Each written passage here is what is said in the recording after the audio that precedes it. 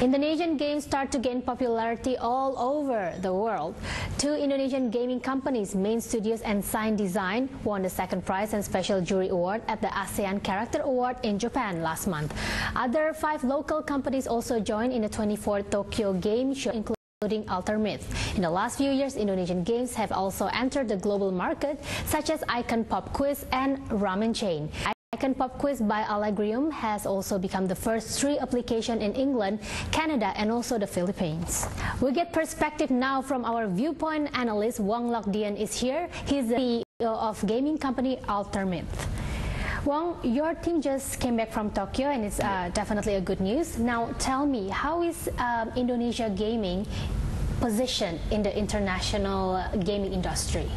Currently, game companies from Indonesia is picking up the trend. So now some of the game coming from Indonesia get fame in this global game industry gaming scene. Can you give us some examples? For example, that you mentioned, like the Icon Pop Quiz is really famous in the global it's a really casual and quiz games. And then the Ramen Chain from our friend from Tajstan, they're also quite famous in the Southeast Asia and Asian countries. How is the progress of our gaming industry at the moment?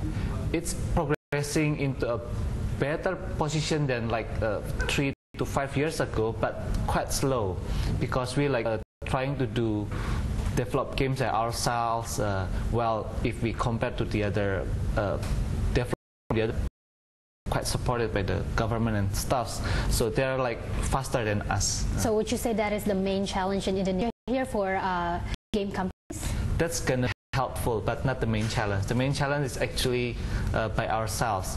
Nowadays, game company from Indonesia can launch their game in anywhere in the world. So the only barrier is just ourselves, how we can develop a game in the global quality standard.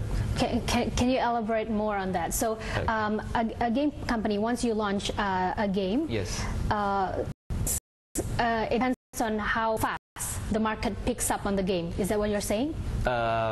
There are 2 factors for a game success. First is the quality of the game itself. Second is the promotion and marketing. That's the second one. If we can promote the game, that's going to be better. Well, many Indonesian games have now gone global, but only a few are known as Indonesian made. Why is that so? Because some of the successful games like Icon Pop Quiz and like Ramen Chain, they try to enter the global market with a global team, so it's easier to enter the market. That's one reason. But why are our games are not popular as an Indonesian-made game? It's just a matter of choice. Yeah. Do you think character might be one of the reasons? Because our games does not have any Indonesian characteristic? Basically, no. So basically, when we want to approach the market, we need to understand what they like. Let's say they like a casual puzzle game, for example. And then actually, when we sell casual games, we can try to put some local contents there. For example, batik, for example, we can use it as a theme there. Actually, the game is casual. Everybody can play casual puzzle games, and then the Indonesian elements can be inserted there inside in the game. What other examples can you put in? Because at the moment we are not finding any games that are quite Indonesian. For example, let's say it's an Icon Pop Quiz, for example. Okay. It's actually very quiz-based games. In the game, it's really global, basically. But hypothetically, let me say that I can put like 1 or 2 brands inside the game to introduce our culture, right? Okay. That's one way to introduce Indonesian cultures. Okay, and at the moment we are not finding any. The one that's successful is not yet. Not yet. Yeah. Well, yeah. Well, last question here. Will Ultimate release a new game soon?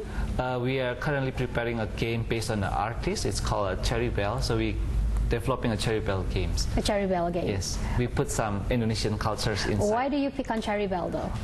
Cherry Bell is to our audience, Cherry Bell is one of the really popular girl band here, girl singer, yeah, a group of girl singer, yeah. We like the fan base. The market is quite mass, so we want to create a game that success in Indonesia. That's one one of our main goals. So we cooperate with Cherry Bell by looking at the big fan base of the Cherry Bell, and we want to introduce a game to this fan base. Hopefully everybody in Indonesia in the end can know the game and then play the game, which is made from Indonesian developers. And it's definitely a very strategic way to get a promotion going, yes, and to get people to pick up the game. It's a mutual for both of us. Definitely. We are looking forward to that. Thank you, Wong Lok Dien. It's very nice talking to you. Thank you for coming.